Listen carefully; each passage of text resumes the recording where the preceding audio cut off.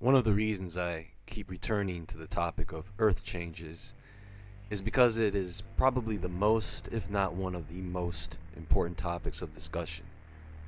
Because it is something that affects all of us around the world. We know that it is real, and we know that it will affect the lives of people around the world.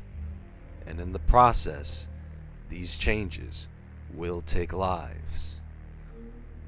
There is much that we are not being told. Things are happening on a global scale, and we are not being informed about the big picture. We are getting pieces of news about what's happening here and there, but not all major news. And to top it off, the global warming agenda is being pushed now more than ever. Here's the thing that I want everyone to understand, and that is everything that is happening with the planet right now is going to go on and on for a while, and it will get worse and worse. The weather will get worse, and people will get worse. More vegetation will be lost, more animals will die, as well as people. And this will go on for some time. You see, they are not trying to tell you what's happening with the sun. They are not trying to tell you about the constant influx of galactic radiation hitting us. And this is serious, folks. We can't live without an atmosphere. People die when the food supply begins to shrink. They don't want to tell you all about the radiation and how it's causing magma to flow and volcanoes to erupt. The fires, the heat. Man, this is something that is occurring outside of our planet. Let me bring some things to your attention. Let me open the door to let in some air of reality as it's beginning to set in.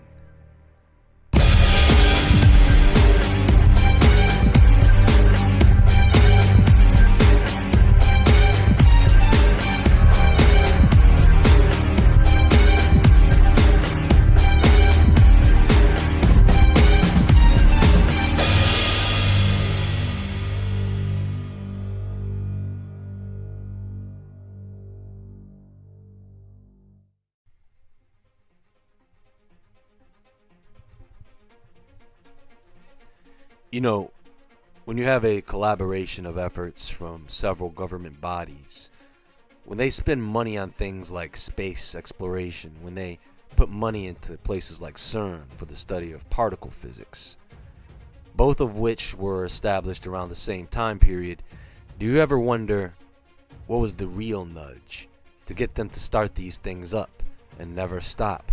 Now, most of us assume competition between governments for the sake of knowledge or the advancement of technology. And all of the above may be indeed the case, but there may be another reason why these things exist. A reason that most people do not bring up, and it's very simple, and that is survival. The best way to prepare for anything is to gather as much intel and knowledge as possible on the very thing that is threatening your survival. If you were to get lost in a jungle and you wanted to survive that jungle, then you are going to have a much better chance of survival if you know a thing or two about jungles, or that jungle in particular. What they are preparing to survive is something that may be catastrophic in the long term or short. And they have considered the timing in all of this because it started back in the 50s, actually the late 1800s, but considerable efforts began in the 50s. Not really in one specific year, as it is a culmination of projects over several decades to establish certain sciences and institutions so that by this time we would have gained a much clearer understanding of the threat ahead. And I'm talking about space and particle physics. You see, apparently, mapping the stars is something we have always done since the beginning. And at this point in time, we have labeled a sizable chunk of the stars we can see on a dark night, but that all depends on where you are. In some places you can only see a few. And then other places will wake you up to reality. This is not Photoshop, this is the place we live. The real place. And this is all around us. And just looking at this should send a clear message to you about what I'm talking about. Because in that ocean of stars, there are multiple chaotic events occurring. And because of the vastness of space, you can't even look at those events as occurring within the same time as we would observe it here on Earth. Now, when things explode in space, they take notice. And they take special notice when those objects are in range. We are already within range to receive the light radiation coming off of these objects, but they know that exploding objects emit much more than just light radiation, and when those particles hit us, they do affect the planet. Sometimes it's minor, and sometimes volcanoes go off. Sometimes it affects the weather, and sometimes it causes an earthquake. People look at places like CERN and they think portals and black holes. But what is CERN as a whole? What is it? A particle accelerator, true, but the facility is more than that. Everything that they do goes back to this, and that is CERN is one big giant detector. And this giant detector comes with a tester called the LHC. The particle accelerator is there so that they can replicate what happens in space when one of these explosions occur, and the magnets are there to contain these explosions, all for the collection of data to give us two things: understanding of the particles that come in from outer space, because those particles are not contained, and I guarantee that CERN's detectors can detect those particles, and they don't tell you that up front. And the other thing is that it does is it gives us a better understanding of gravity. Now, when I say gravity, I'm not really talking about Newtonian physics. Gravity is really a blanket term used to describe several different forces at work. We can't really settle on electromagnetism because what we are talking about is more than that. These are forces we have yet to fully understand, and with good reason. We don't want men to find out how to control gravity. Folks, if you somehow discovered a way to control gravity, let's say with a machine, you are basically Superman. I'm talking invisible force fields here. I'm talking about destroying diseases at the atomic level. The list of possibilities goes on and on.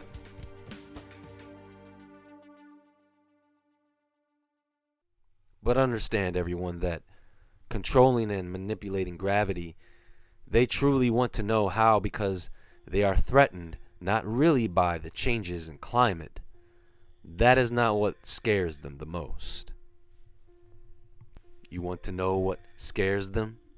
The climate changing doesn't scare them. Gravity changing scares them. Do you understand that many of the forces, the physics we live with every day here on Earth, are dependent upon the forces that exist in space, which are affected and created by the objects that are in space? And they are afraid that there could be such a drastic change in space that it could affect our gravity, thus changing the physics of the planet. In other words, things that rely on a standard of physics could change. Certain plants rely on gravity and magnetics to grow. Aircraft rely on certain gravitational physics to work. And none of this stuff will work if the physics of Earth change. The way water works will change if gravity changes. Do you see where I'm going with this? Our body's rhythms and certain functions, brain functions, the electric and magnetic energy that runs through us, changes with gravity. It affects the circuitry of the brain, of the heart. Imagine it affecting the way your body heals when you sleep. How would a change in gravity affect time? people have been feeling this sense of time speeding up. Have you sensed this yourself? So you can see why there is an increase in talks about global warming or climate change, or whatever you want to call it, that is specifically designed to throw you off. And because of the timing, it would be with great consequence if you bought into it. Yes, the carbon dioxide levels are above 400 parts per million. So, is that what's making volcanoes erupt? Do Earth's greenhouse gases affect our sun? Do these gases attract fireballs? Look, we could stop all the man-made production of greenhouse gases around the world. That is not going to circumvent or stop what is happening. Because you still have volcanism. And you still have space. Think about this. We have a lot of activity happening beneath our feet.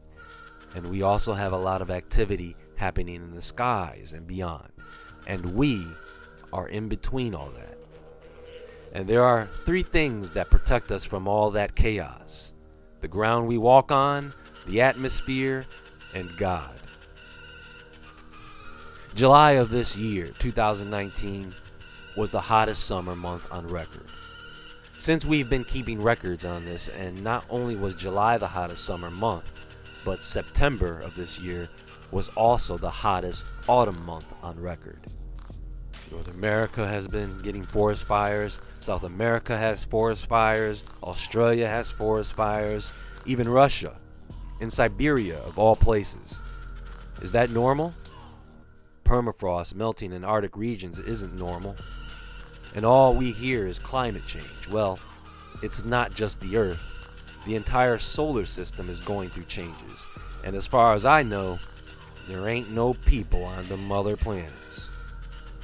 The sun is acting funny, the moon, Mars, Jupiter. The data is there. Now, before I go any further, it's 2020.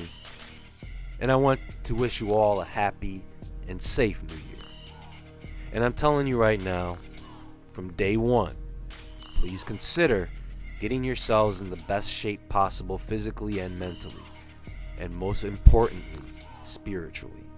Because we are all going to need strength in all those areas. Because some incredible things are going to happen this year. Watch. And the thing is, I don't think many people actually consider how big this planet is to us. There are things that occurred last year that very few people got the scoop on, because sometimes on this planet things happen when very few people are around. So you don't hear about it. How many of you heard about the Rykoke volcano that erupted? Well, it's a remote Russian volcano that erupted last summer, throwing ash over 40,000 feet into the atmosphere.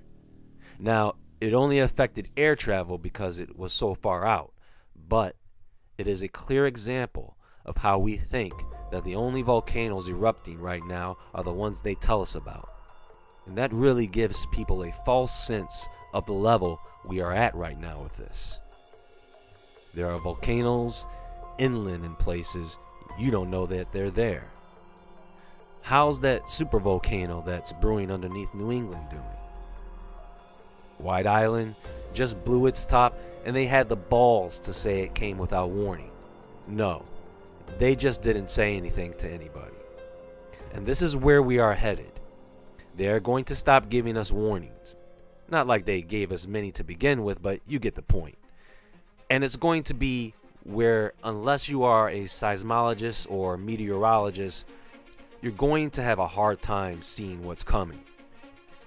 Do you all realize that Antarctica is breaking up? It's falling apart. It just lost a 600 or so square mile chunk of ice. They have to change the map.